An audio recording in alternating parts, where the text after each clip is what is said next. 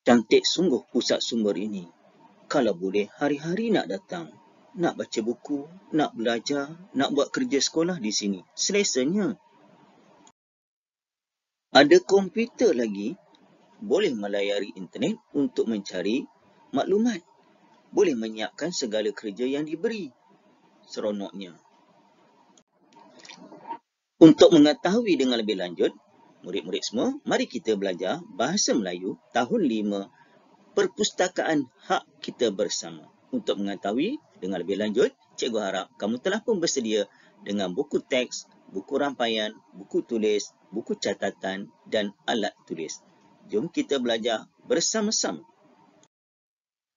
Pada hari ini, objektif yang ingin dicapai, cikgu mengharapkan murid-murid dapat membaca dan memahami maklumat berdasarkan bahan multimedia untuk membuat pertimbangan berdasarkan kemahiran pada hari ini, iaitu kemahiran membaca. Sesuailah tajuknya berkaitan dengan perpustakaan. Cikgu harap kamu boleh lihat dalam buku teks. Kita akan baca bersama-sama untuk mengetahui apakah yang berkaitan dengan tajuk pada hari ini, iaitu Perpustakaan Hak Bersama. Afifi telah terbaca satu hantaran daripada rakannya, Jason, dalam Twitter. Jason menulis, "Saya di perpustakaan. Saya baru hendak mula mengulang kaji pelajaran. Tiba-tiba, fon kepala ini tidak boleh digunakan lagi. Perlukah saya pulang ke rumah atau menyambung ulang kaji tanpa mendengar apa-apa? Apakah pendapat kawan-kawan?" Jason dalam dilema. Nak balik ke rumah ataupun nak terus berada di pusat sumber. Dia kata, apakah pendapat kawan-kawan? Dan kamu pun bersedia dengan pendapat kamu sendiri. Kita lihat dulu pendapat kawan Jason. Rakan Jason yang pertama telah memberikan respon, iaitu Dennis Razak. Dia menyatakan bahawa, "Saya fikir lebih baik kamu pulang dan belajar di rumah sahaja. Kamu akan dapat mendengar bahan-bahan dalam komputer. Kamu juga tidak akan mengganggu orang lain jika perlu mendengar bahan audio daripada komputer." Itu pendapat Dennis. Selepas Dennis memberi pendapat, rakannya yang kedua iaitu Sofia Azman. Sofia memberi pendapat begini, "Bagi saya, belajar di perpustakaan lebih mudah dan selesa. Jika saya memerlukan rujukan dalam bentuk bercetak atau digital, saya boleh mencarinya dengan segeranya. Setahu saya, perkhidmatan pinjaman fon telinga juga tersedia." Itu pendapat Sofia. Seterusnya, rakan ketiga iaitu Hafifi Nazri pula memberi pendapatnya. Pendapat Hafizi berbunyi begini, "Pada pendapat saya, belajar di perpustakaan atau di rumah ada kelebihan masing-masing. Yang penting, kamu dapat menjaga hak milik bersama. Di rumah, kamu boleh belajar di dalam bilik. Manakala di perpustakaan, kamu boleh menempah bilik khas." Ini pendapat Hafifi. Dia bersetuju, di mana-mana boleh belajar, di rumah boleh, di perpustakaan boleh. Setiap satu tu ada kelebihan dia. Tetapi tadi ada pendapat Jason kata, fon telinga telah pun rosak. Jadi, Afifi beritahu, di sini ada disediakan.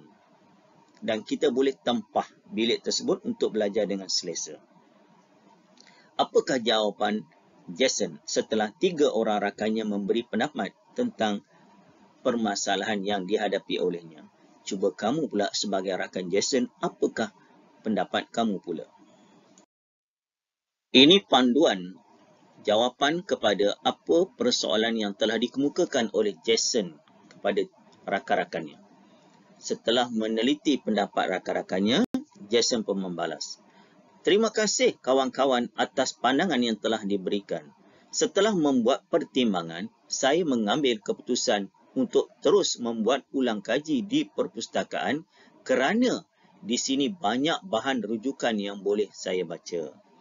Jadi Jason, dia dah baca 3 pendapat daripada rakan-rakannya. Jadi dia nak meneruskan pembelajaran di perpustakaan kerana banyak bahan rujukan. untuk makluman murid-murid, 50 tahun yang dahulu, di perpustakaan mungkin hanya ada buku saja. Kemudian ada perkembangan, ada radio, buku dan radio. Kemudian masa terus berjalan, perkembangan teknologi berlaku. Di perpustakaan ada televisyen. Kemudian ditambah moden, ditambah dengan komputer, laptop, iPad dan sebagainya. Sekarang ni perpustakaan-perpustakaan yang canggih dan moden, ada lagi peralatan belajar yang terkini seiring dunia yang dikatakan di hujung jari.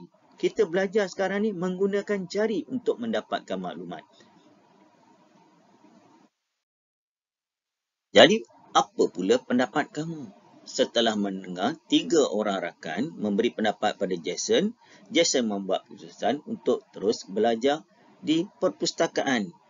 Ini cikgu andaikan kepada kamu, sebab tu di perpustakaan, apa kelebihannya? Lihat gambar ni. Perpustakaan yang cantik dan sebagainya, disediakan dengan kemudahan, keselesaan, malahan ada perpustakaan yang berhawa dingin, sejuk, belajar pun selesa. Manakala belajar di rumah, tengok situasi yang kedua. Ada kalanya situasi di rumah, kalau adik-beradik ramai, sedang belajar, sedang membuat kerja sekolah dan sebagainya, kadang-kadang terganggu situasi dalam rumah, khususnya yang ada adik-beradik yang masih kecil. Kadang-kadang bunyi suara-suara dari rumah jiran, bunyi dari persekitaran.